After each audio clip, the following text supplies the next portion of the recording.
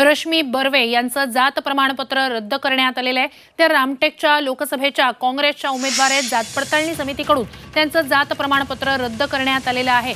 रामटेक मतदारसंघातून त्या काँग्रेसच्या उमेदवार आहेत। उमेदवारी अर्ज दाखल करण्यात आलेले आहे। त्यामुळेच आता काँग्रेस समोरच्या अडचणी वाढलेल्या आहेत। अधिकची माहिती या सगळ्या संदर्भात आपले प्रतिनिधी अमर काणे यांच्याकडून घेऊया।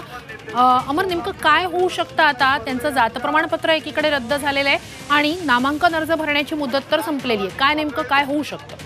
अगदी बरोबर आहे। रश्मी बर्वे यांनी आपला अर्ज दाखल केला होता आणि काँग्रेसकडून सुद्धा या सगळ्या गोष्टी आक्षेप उचलण्यात येतील। या संपूर्ण प्रकरणी कोर्टात सुद्धा चॅलेंज करता येईल आणि या दृष्टीने काँग्रेसने सुद्धा काही बी प्लॅन बनवून तयार करून ठेवलेले आहे। त्यामुळे काँग्रेसची एक मानसिकता तिथे तयार होती। पण एकूणच आता जात पडताळ समितीकडून रद्द करण्यात आलेलं होतं। याबाबत नक्कीच काँग्रेसमध्ये उहापोह होऊन एक आव्हान नक्कीच देण्यात येईल। नक्कीच। तुर्तास धन्यवाद अमर, तुम्ही दिलेल्या संपूर्ण माहितीसाठी। राष्ट्रवादी काँग्रेस